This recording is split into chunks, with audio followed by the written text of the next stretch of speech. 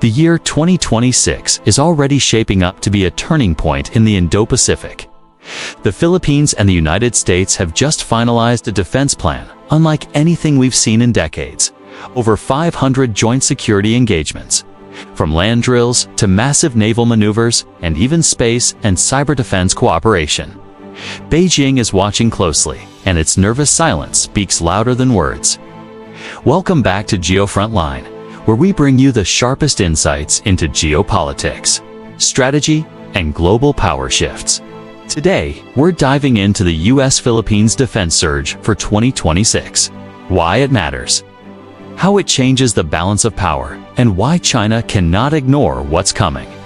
For years, the Philippines has walked a fine line, trying to protect its sovereignty in the South China Sea while avoiding direct confrontation with Beijing. But under mounting pressure from China's aggressive actions, Manila has had enough.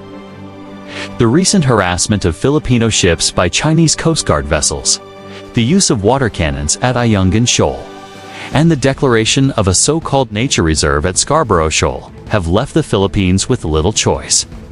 Strengthening its defense partnership with the United States is no longer optional. It's a matter of national survival. The new 2026 defense plan is bold. Over 500 security engagements will be conducted in a single year. Compare that with just a decade ago, when exercises were fewer, smaller, and largely symbolic. Now we're looking at a military calendar filled with constant activity.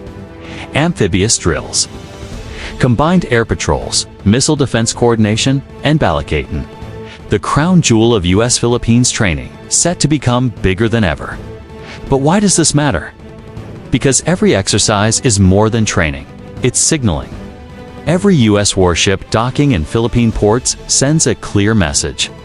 The alliance is alive, committed, and ready. Every joint flight of US and Philippine fighter jets over disputed waters tells Beijing, your blockade will not succeed. And every soldier, sailor, and pilot standing shoulder to shoulder reinforces the credibility of the Mutual Defense Treaty that has bound Washington and Manila since 1951. China, of course, is fuming. State media has already blasted the exercises as provocative and destabilizing. But let's be honest, what destabilizes the region isn't cooperation between allies, but China's militarization of artificial islands, its harassment of fishermen, and its gray zone tactics designed to intimidate smaller nations into submission. What's different in 2026 is scale and integration. The Philippines is not just hosting US forces, it's upgrading its own. Manila is investing in coastal defense systems, drones, advanced radar, and even acquiring BrahMos supersonic cruise missiles from India. These weapons, combined with US support, create a layered deterrent China cannot easily bypass. The joint exercises are where theory becomes practice, where Filipinos train to operate these systems alongside American forces, building muscle memory for real conflict scenarios. One of the most important aspects of this plan is geography. The Philippines sits at the heart of the first island chain, a critical choke point for Chinese naval movements. Bases in Luzon put US and Philippine forces just 200 miles from Taiwan, while facilities in Palawan overlook the Spratly Islands. This isn't just defense, it's strategic positioning. For the US, access to Philippine bases provides unmatched leverage in deterring China across the Indo-Pacific. For the Philippines, it ensures they're not left alone when Beijing tries to rewrite the rules of the sea. Now, let's look at the broader implications. With 500 exercises in 2026, the Philippines will be more deeply integrated into the US Indo-Pacific security framework than ever before. This also means closer coordination with allies like Japan, Australia, and South Korea, partners who share the same concerns about Chinese expansionism. In fact, there are already discussions about trilateral drills involving the Philippines, US, and Japan in the South China Sea. Imagine Chinese radar screens lighting up as Allied fleets maneuver, just miles from their outposts. It's the kind of deterrence Beijing fears most. Of course, this doesn't mean war is inevitable. These exercises are designed to prevent conflict, not provoke it. The stronger the Philippines and the US become together, the less likely China will risk open aggression.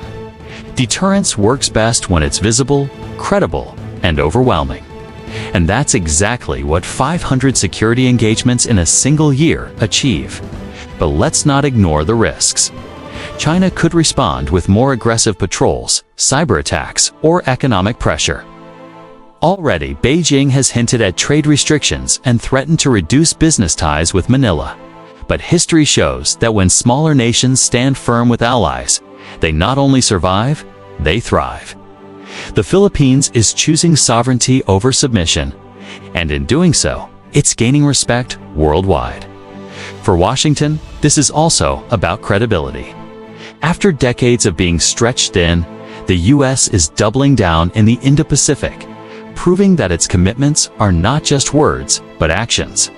American taxpayers, soldiers, and leaders are investing in this partnership because they understand. What's at stake? Freedom of navigation, the rule of law, and the security of allies. So, what comes next?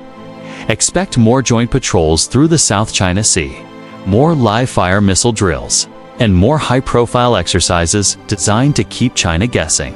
2026 will be a year of relentless activity, an unmistakable demonstration that the US-Philippines alliance is back at full strength. In the end, this isn't just about exercises, it's about shaping the future of Asia. The Philippines is no longer a passive player. It's a frontline state standing tall with its allies. And the US, despite challenges elsewhere, is proving that in the Indo-Pacific, it will not back down.